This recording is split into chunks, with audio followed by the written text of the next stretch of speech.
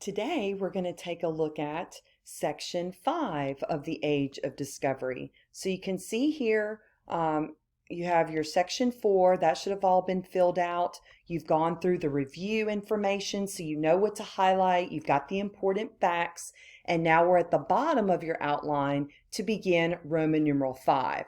So we're going to use this outline, and we're going to use this other outline, which is a continuation of Roman numeral 5. So again, make sure you have these handy or you're taking notes off of them so that you can follow along with the PowerPoint. So now that the Spanish have discovered the Americas, the New World, they are going to begin working on building this massive empire of theirs because they know where there's land, there is money to be made. So we're going to begin on Roman numeral 5 with a man by the name of Hernando Cortez. Now understand that he lands on the shores of Mexico, but he's not just any kind of explorer. You need to make sure you label him on number 1A as a Spanish conquistador.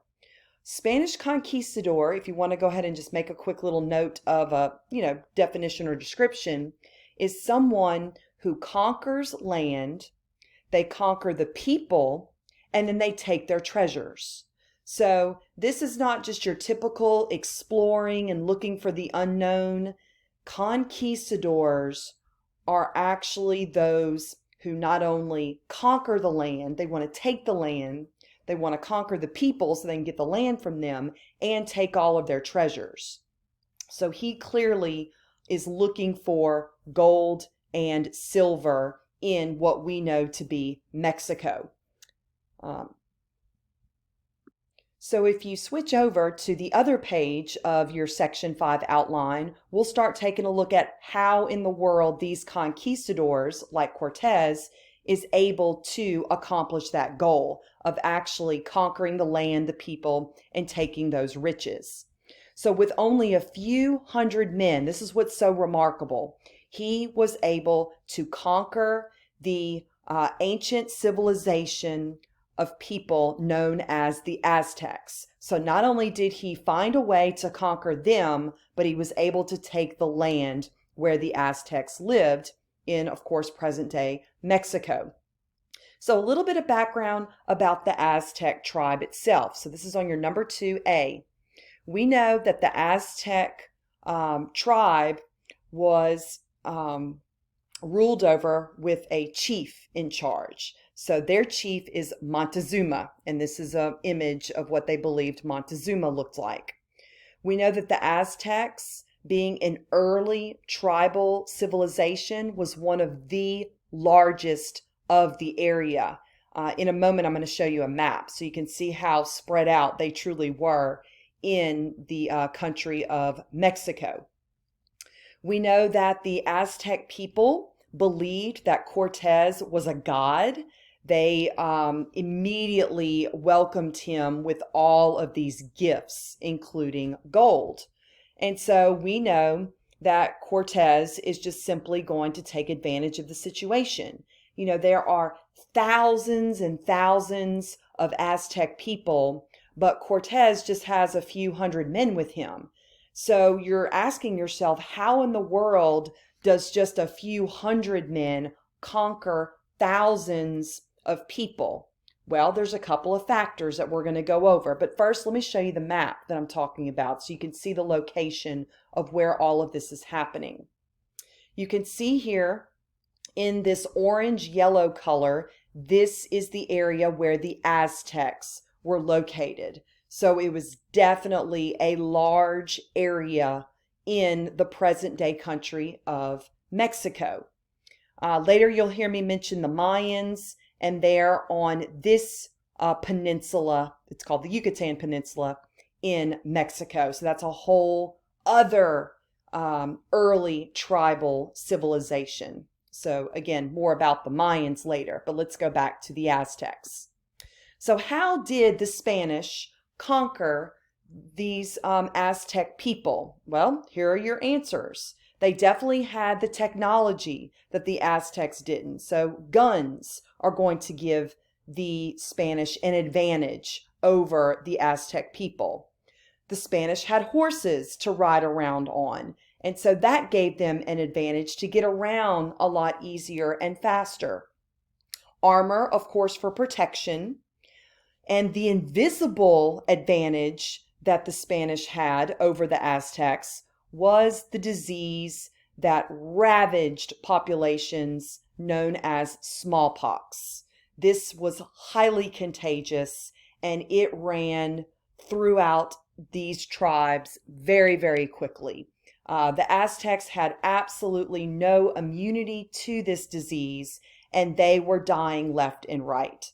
Now, if you were fortunate enough to survive smallpox, you didn't get it again because your body developed an immunity to it. So a lot of these Europeans, they had gotten smallpox while they were in Europe and they had developed an immunity to it. But unfortunately, this invisible disease traveled with them on their ships, because some of them were ill when they arrived, and unfortunately, it will remain on clothings and blankets and things like that. And unfortunately, if it comes into contact with someone who doesn't have a strong immune system, it can definitely cause death, which it did among thousands of the Aztec people. In addition to that, Cortez and his men received some help from a local nearby tribeswoman named Malinche. She actually was not a friend of the Aztecs. In fact, her people and the Aztecs absolutely hated each other because the Aztecs were known for performing human sacrifice. And unfortunately, some of her tribes people were victims of this. So she definitely wanted to see the Aztecs defeated, and she was willing to do whatever it took to help Cortez and the Spanish do this. So she was able to give them some inside information to help them. And then the last advantage, or I should say disadvantage for the Aztecs, was the fact that the Aztecs conducted tribal lifestyles. What that means is they don't get along with the neighboring tribes. Instead of them putting their differences aside and coming together with a common cause to defeat these people, they end up fighting each other, and that gave the Spanish a huge advantage. Okay? So all of these reasons basically are going to help defeat the Aztecs. The next location we're going to take a look at is if you go south of Mexico, you end up here in South America. And one of the countries in South America that had an early tribal civilization living there was Peru. So Peru, on your number 3, south of Mexico, is where the Inca tribe was located.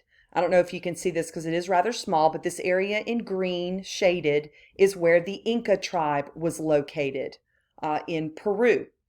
And unfortunately, this early civilization will be conquered by another conquistador, and his name is Francisco Pizarro. So that is what Pizarro is going to be best remembered for conquering the Incas in Peru. Now, just like the Aztecs, the Incas also had a chief in charge, and his name is Atahualpa. And unfortunately, Pizarro decided to play dirty with these people. He kidnapped their chief and basically demanded a ransom. He basically told them if they want their beloved chief back, and y'all, these tribal people looked up to their chiefs. They would do anything to protect their chiefs.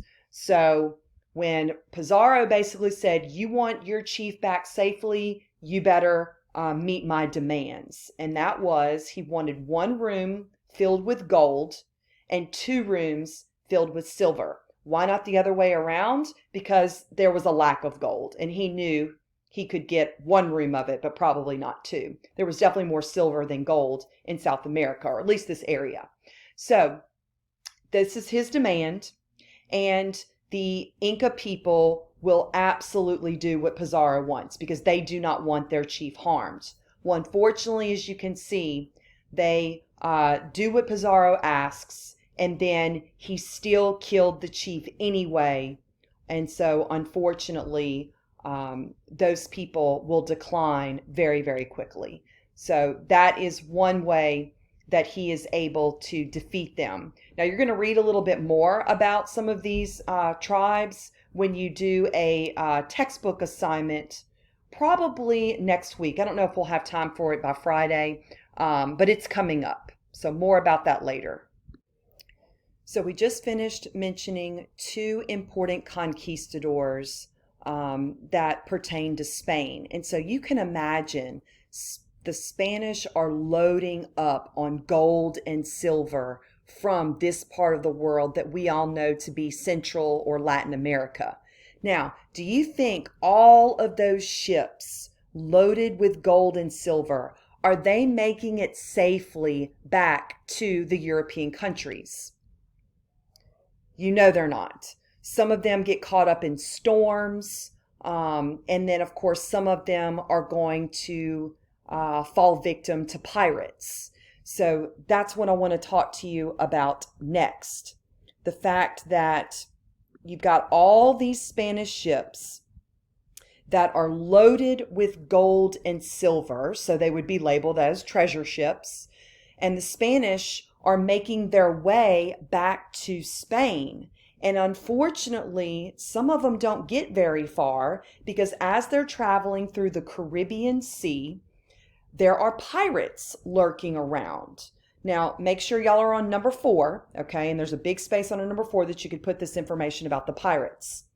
So especially in the Caribbean, there were known pirates. One of the most famous was an English pirate by the name of Blackbeard. I don't have his picture here, but some of y'all are familiar with him. He's been the focus of many different movies. You know, you look at the Pirates of the Caribbean and there's mention of Blackbeard in those movies. So the point I'm trying to make is not all ships do get back to Spain after leaving the New World. So that, of course, is going to be a problem for the Spanish.